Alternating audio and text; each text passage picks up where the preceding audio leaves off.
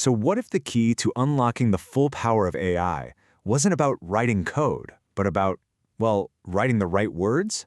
Today, we're going to break down one of the most in-demand skills in the tech world, prompt engineering. Let's just start with a number, $335,000. Yeah, let that sink in for a second. What kind of job pulls in a salary like that? And nope, we're not talking about a brain surgeon or some top CEO. This is the potential top-end salary for a role that honestly was barely on the radar a few years ago.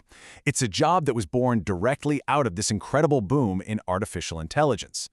We are talking about the prompt engineer. You know, some people are calling them AI whisperers, and their whole job is basically the art and science of having a really good conversation with an AI.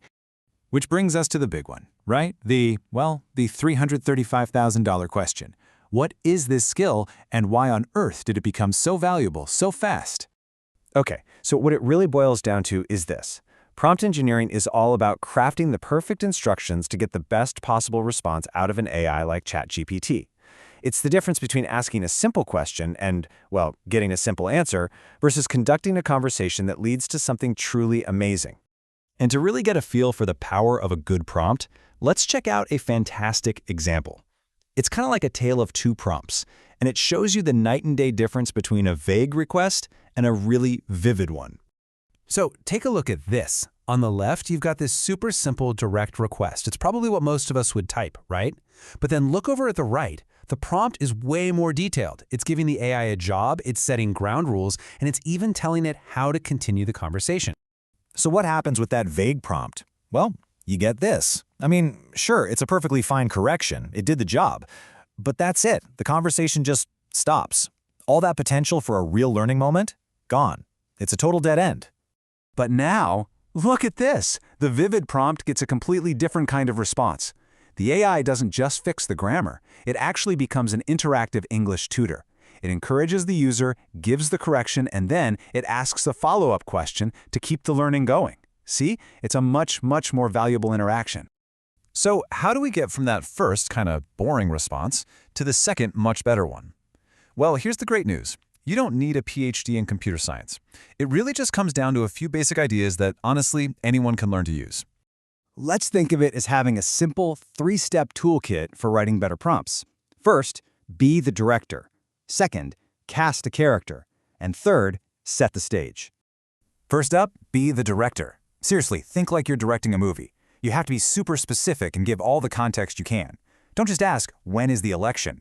The AI has no idea what you're talking about. Instead, give it clear instructions. When is the next presidential election for Poland? The more detail you give, the better the final result is going to be. Okay, number 2, cast a character. And this is where it gets really fun. You're not just asking for information, you're asking the AI to take on a personality. In this example, we're not just saying write a poem, we're saying write it as Helena, who is 25, an amazing writer, and has a very specific style like the poet Rupi Kaur. Just that one instruction completely changes the tone, the style, and the feel of the whole thing. And the last piece of the puzzle is set the stage. This is all about telling the AI exactly how you want the information. Do you want a quick summary, a bunch of bullet points, maybe a checklist? You can even get super specific, like limiting each bullet point to 10 words. It gives you total control over how the final answer looks. So why is this skill suddenly such a huge deal? I mean, why now? To really get that, we need to do a super quick trip back in time, because the AI we're talking to today has evolved at a mind-boggling speed. You know, back in the 1960s, there was this program called ELIZA. It could mimic a conversation, but really, it was just a clever trick.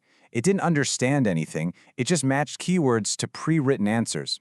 Fast forward to today, and you've got models like GPT-4 that have been trained on, well, a huge chunk of the internet.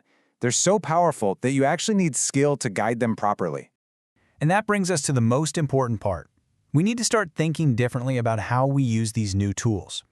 It's a real shift from just being a passive user to being an active partner in creating something. There's this great quote from Mihail Eric that I think just nails it. He compares prompt engineering to getting really good at Google searches. And we all know that feeling, right? When you finally learned how to use quotes or a minus sign to find exactly what you were looking for. Well, this is just the next level of that same skill. And that's really the big idea here.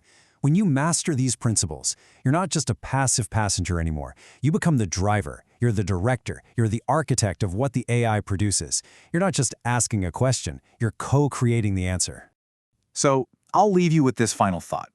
If you think of AI as one of the most powerful tools ever created, then your prompts, well, they're the instruction manual you write for it every single time.